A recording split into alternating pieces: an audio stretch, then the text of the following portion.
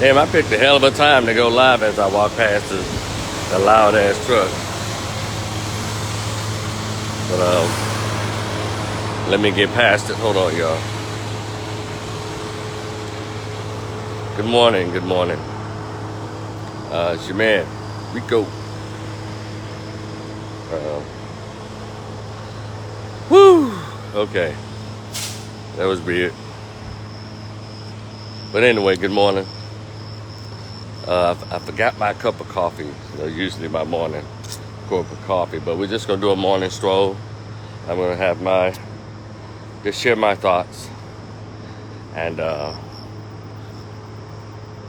read your thoughts as I go along or after this is over. I want to talk about an incident that occurred. Good morning, is that Karen? Good morning. I want to talk about an incident that recently occurred in the Dallas-Fort Worth area. As a matter of fact, this suburb of Dallas referred to as Lancaster, Texas. I'm somewhat familiar with that area because I have relatives that lived there for years, and it's almost considered like a black suburb, like Cedar Hill and a nice portion of DeSoto. DeSoto is very diverse, but Cedar Hill has some diversity. But Cedar Hill, DeSoto, Lancaster, they're kind of viewed as like black suburbs. People, good jobs, they're educated. They pretty good, decent schools out in these areas, and I'm saying all this because the type of behavior that occurred a few weeks back during a youth football game is what we would expect to happen in lower income areas, right? Doesn't matter. Y'all heard the saying, wherever you go, you take you with you. And it's such a tragic loss. If you haven't heard about the story or read about the story, just go and Google coach murdered at youth football game. You can put Lancaster, Texas if you want to. Damn, there's actually a cricket infestation going on around here. They're everywhere. Hopping. Let me step on this one. There you go. And so, just Google the story.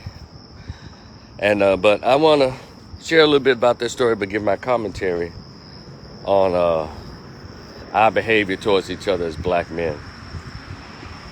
So, if you hadn't gone and Googled the story yet, but I hope you do after this video ends. Or this live ends. You have, these youth football leagues, these community leagues, these, and it happened all over. But as one who's never been a fan of sports, I couldn't care less if it never existed. But because of stuff like this, because of what I've witnessed. Well, reportedly, hold on, I think I have my little piece of paper here. Yeah, I wrote it down so I won't forget the names.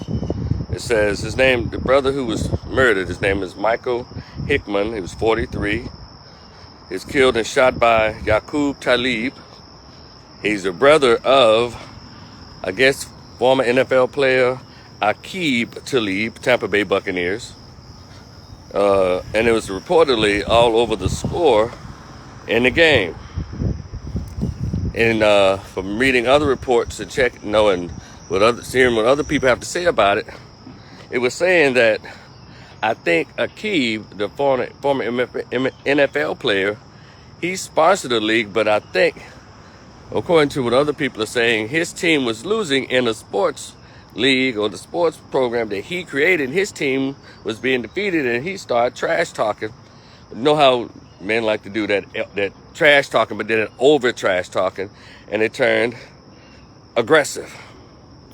And he was the one who allegedly initiated all the trash talking out of his hurt feelings, so his team losing when he's the sponsor or producer of this particular league and program. And so his next thing you know, I think his brother, who they all got into a fight, and there's a video out there where they show all of them kind of charging the coach who was murdered. And then I saw somebody's wife. His wife was out there. If y'all see a thick, light-skinned lady, poorly shaped, out there swinging and cussing, I think that's either, let me see, Akib's wife or the shooter, his brother's wife. She's out there acting a fool as well. And there's everybody just in a melee at a little kids' youth football game. Y'all hear me? And next thing you know, I guess the coach, rest in peace, Brother Hickman, was probably getting the better of this football player's brother. And so the brother decides to pull out a gun, not shoot once, twice, but 5 doggone times at a youth football game, where it's supposed to be the kids enjoying the game and playing with each other, right?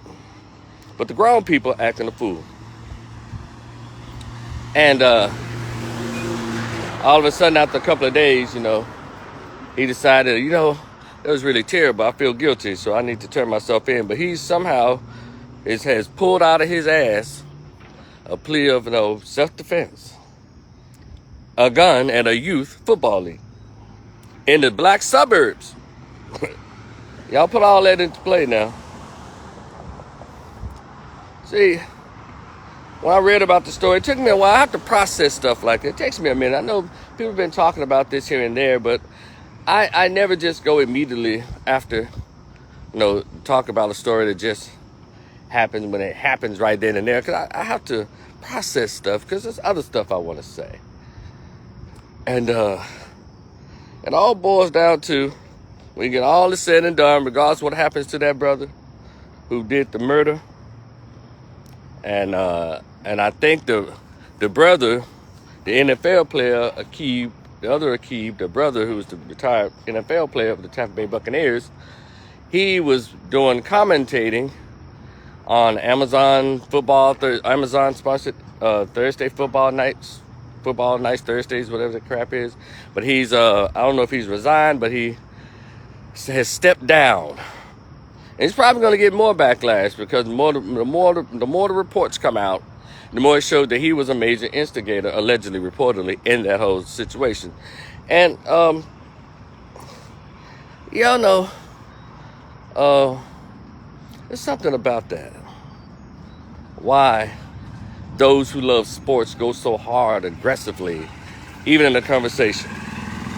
And it's something I learned years ago. And forgive me, maybe because I never participated in organized sports in junior high or high school. I had friends who did it, played football. My best friends growing up, shout out to Eric Shigar, he ran track. And I would go running with him. He would go jogging, I'd ride the bike beside him as he's practicing and getting ready and stuff. And then so much so that I picked up long distance running that I do on my own. There's no years after that. I still run. I like to run from my experience, but just running along with him as he was preparing to compete in the next track meet.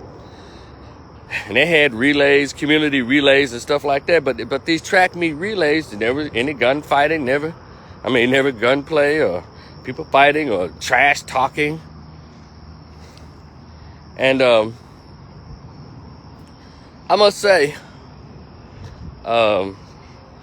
this thing with black men in this country. I don't care about sports like that. I know a lot of people use sports as a way of kind of rescuing black kids and black boys out of their impoverished situations. But I think the best rescue of black children out of poverty is training black girls and black women to stop volunteering to become single mothers. If we can get that process eradicated, you'll see less black children growing up in poverty in these ghettos, these messed up violent situations. So they say, well, let's put him in sports. Since he doesn't have a dad, let's put him in sports. And so a lot of these, and of course that's not all, but y'all know what I'm talking about. And I just have it's this weird thing about how black men in general don't usually know how to communicate with each other. Or we don't have conversations with each other about things outside of sports. Meaning, I've been here in the Dallas-Fort Worth area for 15 years now. And my brother and I discuss this periodically. I said, wow, I don't have really too many adult male friends. No black male friends. I don't. It's just me and my brother, or I'm still in contact with a couple of friends from my hometown of Memphis. Shout out to North Memphis, you dig. But I go to work. I've gone to work over the years, and you know how brothers connect on the job. Yeah, man, let's do this, do that. You know, but, you know, something just different. And then I realized that it's just almost like, and like in like dating in this community for me, in the black community, I don't know if I have a lot of things in common with a lot of black men. And I said I have in common with any other men more so than my brothers, but, you know, I don't care for sports. I don't care to talk about sports. I have no interest in this stuff. And I don't go to church, so religious conversations out of the question. And what else? You can only talk about sexual conquest for so long and talking about people, no punani, all that. No, it just seems to be those are the things that the core of black men only connect on. If you talk about politics with a black man, a fellow black man, you better be talking about Democrats, and you better be talking against and saying ugly things about Trump. Other than that, they just kind of don't. I'm not in a fraternity, so, you know, but it's the weirdest thing. And so I'm taking it back to where, you know, I'm going to pull something from that lady who referred to her as a therapist. She was talking about communication. I guess emotional communication, emotional intelligence. And because, believe it or not, there appears to be, there is legitimate, some legitimacy in what she said in that point. Because black males, when they're not raised in a balanced situation, a natural order thing, mother, father, active father, or exposed to things where they can talk about other than sports and religion and slanted politics and I guess sex. You know, that's what they put all that passion in. But let's narrow it down. If you want to see a black man, a black boy, black teenager really get passionate about something, bring up sports. Talk about LeBron James. Talk about the sports, the stats, the numbers, and the history. Man, they won't shut up. But you try to engage them in a conversation about how we can move our race forward and doing the physical work. Not getting no CNN on a white platform talking about, you know, the white man, the devil. No, they don't say that. They say, you know, try to bring out these, you know, Trump. You won't get the Negro, you can't get him to shut up. But talk about really self-accountability within our own race. You can't get black men to have that conversation. And then talk about behaviors, not just of black men, but of women too. The black men go, hey, hush. Well, you know, man, we men. And so, you know, women gonna be women. Oh, well, that's not the conversation. So they bow out of that too. But something about sports, well, they put all of their passion and their aggression in that. And trash talking has always been a part of all cultures, trash talking. There have been bar fights in white bars where white men have gotten into it over the game. They've thrown peanuts at each other, and there goes some bar stools flying across the doggone bar. But I'm not into what about them. I'm talking about us. Because see, in that football game and hearing the stories, there's something about that.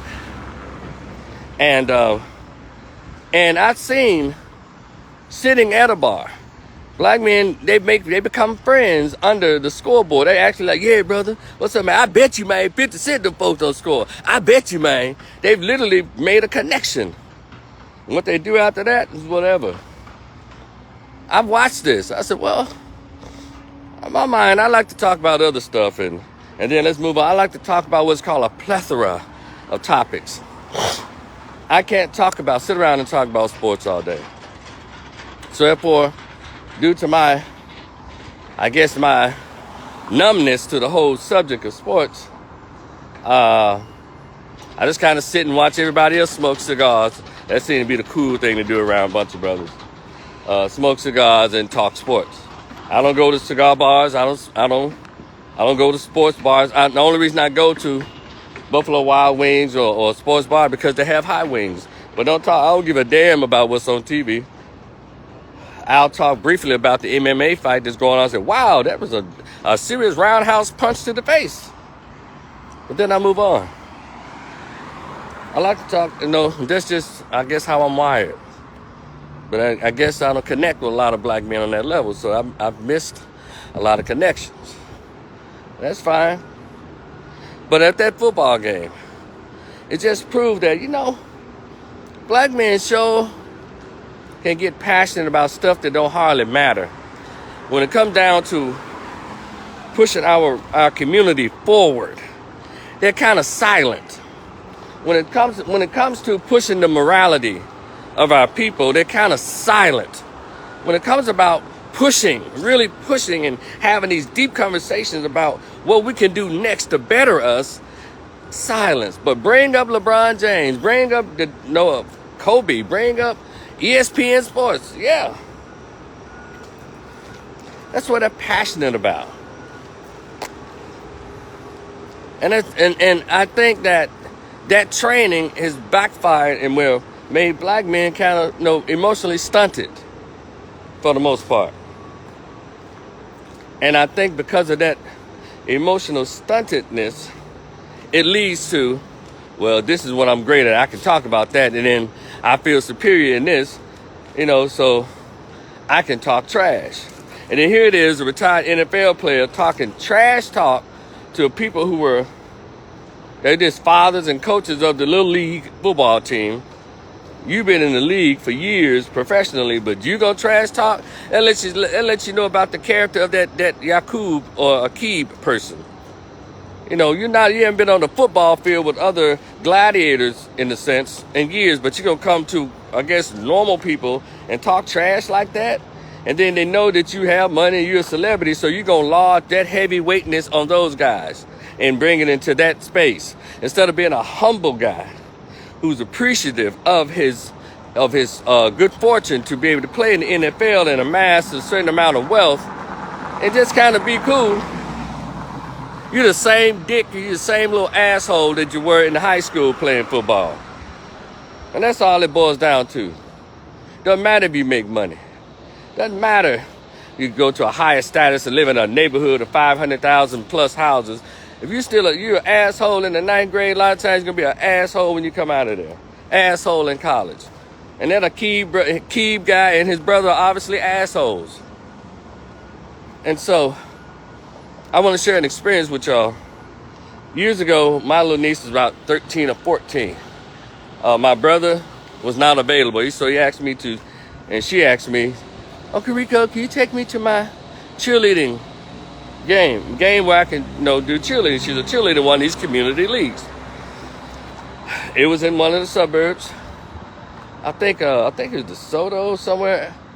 And it was little league kids like in the 6th and 7th grade, little dudes, 13, stuff like that. And they were playing. Had the referees out there. And she went off to do her thing. I went into the stands.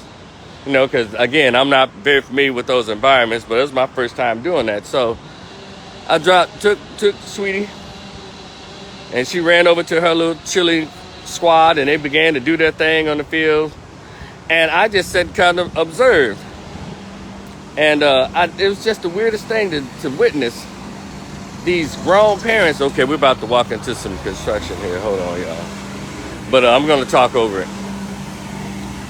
They were all, now, the stands were across the field from each other, but they're gonna yell, hey ref, put my kid in. Hey ref, the normal crap. And then they began, when the ref didn't put their kid in, or they didn't think the ref made the great call, they began to talk trash to the referee.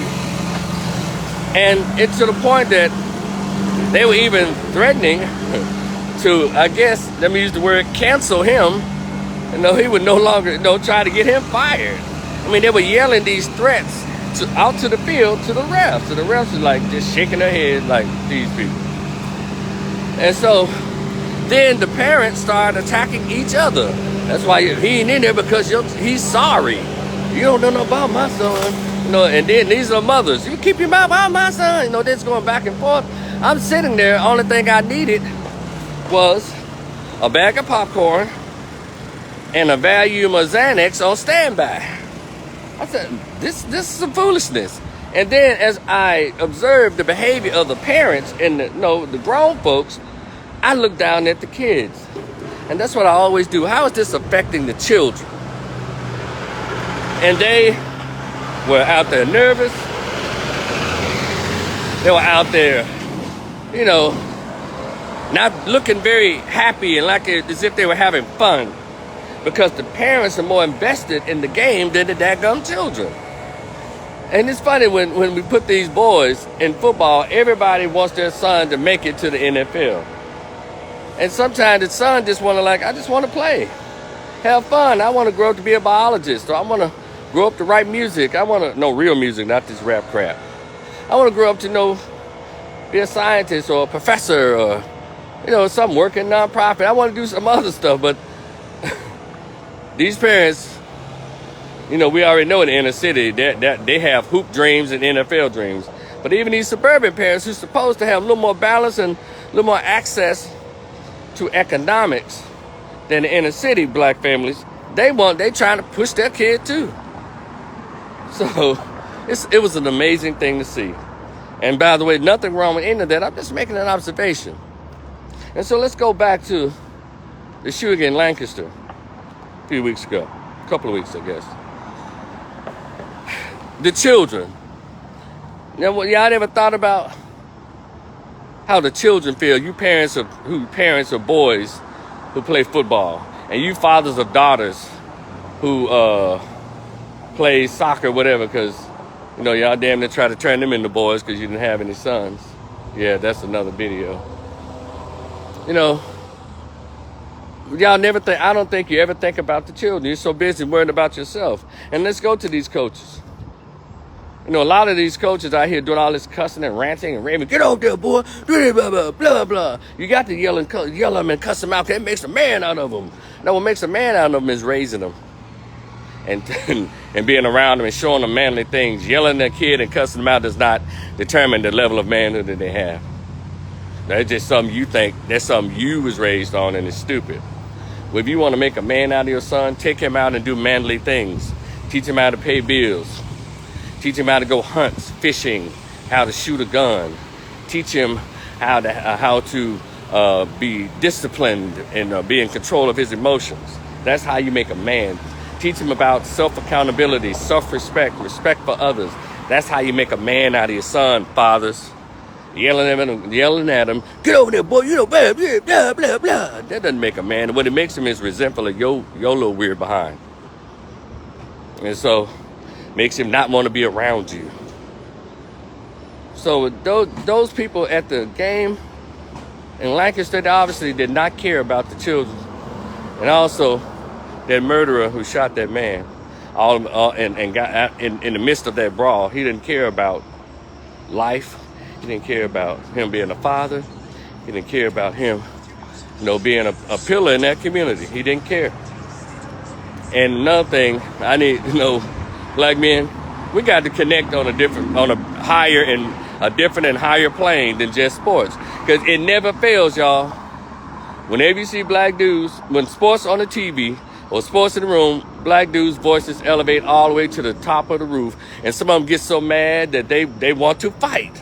And it's just a conversation about a game about a bunch of millionaires. And you Negroes you're losing your lives over the simplest things. Argument over a damn TV show. And that's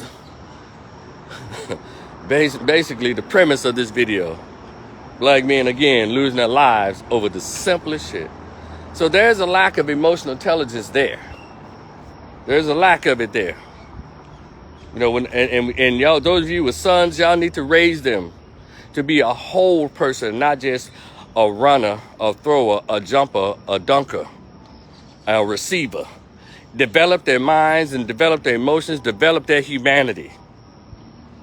Sports doesn't take care of all of that. What sports does, it gets them trained to be the next trained mule or the trained horse or the trained whatever machine, but it doesn't always tackle the ills or the challenge of being a person.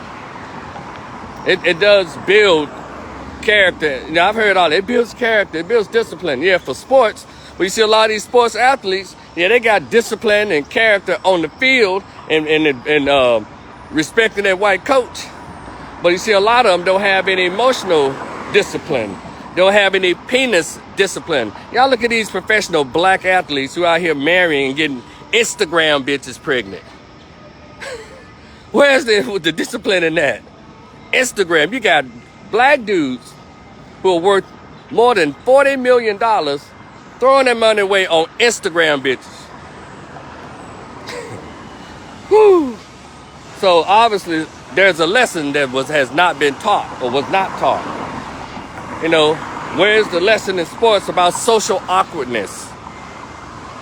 Where's the lesson in sports about humbleness, not just on the field to the coach, but to your fellow man? Where's the lesson in that? Because obviously that Akib or Cube or whatever, he didn't learn that. Because he's a trash talker. And I don't like trash talkers.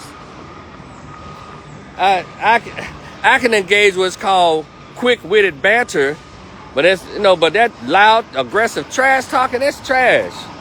It goes to the thing of bullying. And it leads people to want to bust you in the head or to pistol whip your ass. It's annoying. Even as a bystander, I find that to be annoying. There's nothing ever hardly funny about it. It's just, I said, they can't be serious. I do. I don't. When I see black dudes engaged in that, I just shake my head. I say, here you go.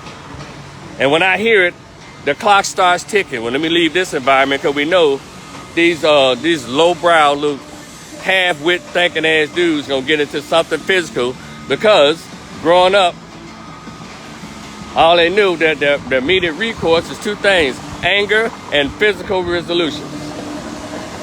Now, I don't have a problem with human beings expressing all their emotions, but when you express it, you should be able to contain it or rein it back in. But due to the fact that in the last 50 years, a lot of these little black boys who are now 35 and 40-year-old men were raised in mainly single mother households with a mother, auntie, and grandma. Uncle will come through every once in a while. Grandpa, if you're lucky, was there.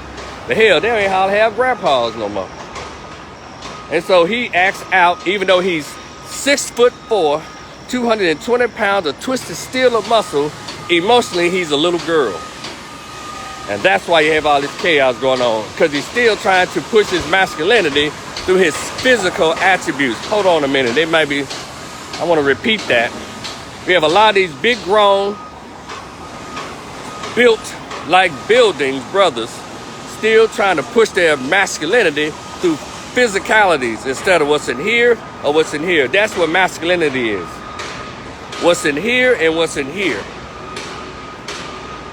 So, but they're automatically given this false sense of masculinity because they're built like a Terry Crews, built like Dwayne "The Rock" Johnson, or built like these LeBron James. But inside, they're underdeveloped. And this is the problem we're having with a lot of black boys growing up in these traumatic and these fatherless environments. Then they get all this money, which is not against the law. You should get paid for whatever your talent is. So please don't mark me as a hater, because I'm not. I am one who makes observations. Okay? And that's what we're having. We got a lot of dudes who are risking it all because of the anger, or they don't know when to shut up. Just like we tell women, baby, close your mouth. A lot of you black men need to close your mouth. But it's funny. There's this weird code among the section of black men. They seem to know when to close their mouths when a crime is being committed in the black community. All of a sudden, all the Negroes are hush-hush. And anyone who dares to open his mouth, that's a man, he's called a snitch. But the women open their mouths. They're not called anything except for called on Friday and Saturday night because she snitched on that dude, got him sent to jail. She got a fat booty, so they finna come around and start calling her. You hear me? Oh, it's just weird. So, brothers, we got to work on this communication. It doesn't make any sense how we're still behaving like this, and we act as if counseling is a cuss word. Counseling is not a cuss word. It's not. You know, and we're gonna have to start relating to each other differently. You know, and this thing about whenever you see another black man, it's almost like when dogs see each other. You know, if it's not a female dog, we start growling at each other. Now I understand lions in the wild kingdom, how they behave and all that. They're like claiming a pride. They're claiming a territory. So, but we're supposed to be levels above intelligence when it comes to the animal kingdom, right? But when black men see other black men, there's I don't trust that N-word. And we already be on go when it comes to other black men. No respect, no inherent respect. And I'm telling you, that comes from upbringing. No respect. And then we try to gain respect from each other by trying to produce as many material things or trying to exert physical dominance. That's not how you get respect. Hold on, I'm across the street, y'all. That's how you get somebody who may be afraid of you and probably kill you. That's not how that rolls or how that works. So we got a whole lot of work to do, guys. You know, if you want to continue this conversation, come over to my YouTube channel where I do my more therapeutic reaching out. It's called The People's Social Worker. I have a Facebook page, The People's Social Worker. Come over there, because this page here is for me just expressing opinions and, you know, and all my thoughts about what's going on in the world and what's going on in our community. But therapeutically, I'm over on that page, The People's Social Worker. Go ahead and send a friend request. And also, you can find The People's Social Worker. You know, log on. I just put it up, so I think I have like 2 subscribers now, and I'm going to put content on that page where our community, and now preferably black males, but if sisters come over there, I'm not going to turn you away, because I know we're both sick. We both live in America. We both came under this foolishness, but we have to develop the men more. We have to invest in developing black boys. We have to, because they're going to grow up to be just half developed or partially developed human beings like those Akib brothers. You know, trash talking, downing other brothers. I mean, in those settings, and only thing your brain can function on or be activated on is on the topic of sports. And I mean, I said, wow.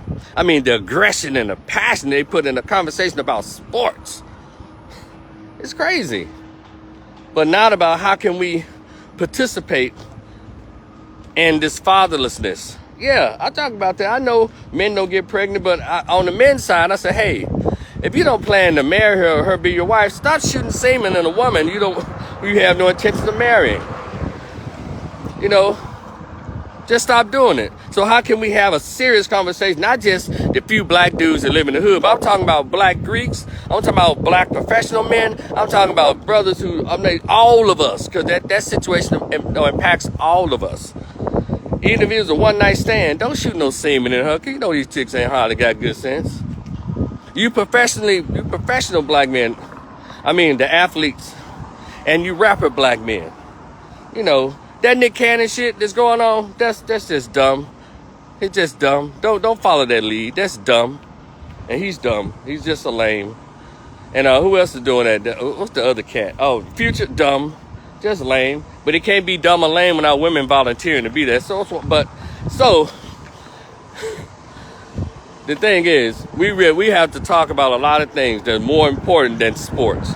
Now, if y'all can talk about sports in a sense of how the black players are nothing but bred animals, and the white owners make all the money, and see how black men can get more in on the ownership side. Let's have that conversation about ownership, and also taking a percentage of that ownership and that wealth and spreading it in the community. Those are conversations that brothers need to be having. And then you see a brother that's down, how can those of us who are educated, those of you who make millions of dollars, what can you do to get that brother a hand up? He ain't asking for a handout. That's the conversation that black men need to be having. Because I'm sick of black men taking the easy ride out by talking about sports and getting all passionate and angrily aggressive about some goddamn sports. And then I'm also sick of hearing these grown-ass black men on these Instagram, TikTok, YouTube spaces talking about, these damn relationships, having these panels with women talking about, well, you this and you that. Who cares? Because if you understand the nature of God and nature, you have an understanding of God and nature, you understand your purpose and your nature as a man, you're going to have no discussion about women like that, because you'll be too busy taking care of your business. We're still bogged down, as they say, bogged down in the minutia, because it's easy. Nobody wants to have the Malcolm X conversation. Black men as a whole don't want to have the Minister Farrakhan conversations. You don't, cowards. You want to talk about the easy stuff, talk about what you stick your penis in all day long. Nobody likes Punani more than I do. I'd rather chase profits than Punani. A lot of you guys get your profits and go bow to Punani. Dumbass. What I'm saying, we need to teach. That's the stuff we need to be passionate about and aggressive about, talking to each other about that. Because more than enough black men who are doing well, or who are educated about things. I'm not saying go and lecture nobody to death, but engage in a conversation that really fulfills, so we can build better bonds with each other and not be separated by your church you go to and your fraternity or affiliation or whatever, what sports team you like and all this dumb shit. Just stupid. I'm telling you, I shake my head daily. I am nowhere near perfect. I'm messed up right now because of this damn COVID, but we know it's not messed up, my brain. Economically, I'm messed up out here. That's okay. Because I know my brain is still functioning. My dignity is still intact. My integrity is still in place. Come on, somebody. So I'm not defined by that stuff. I'm defined by what I worked hard to put in my brain, even despite the circumstances that I came up under. I came up under single motherhood, came up under domestic violence and pimping and whoring. I came up all that foolishness. And it affected me mentally for quite a few years. But I was able to have conversations to kind of understand what went on and the impact it had on me. A lot of brothers have not had that conversation about the impact of how they grew up. You lucky you know how to run, and you can jump and you can dunk, so they throw money at you. But see, they throw money at you, you ain't gonna know what to do with it.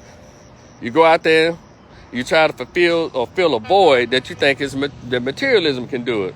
The void that a lot of us have as black boys and black men, the void is emotional voids. They're emotional.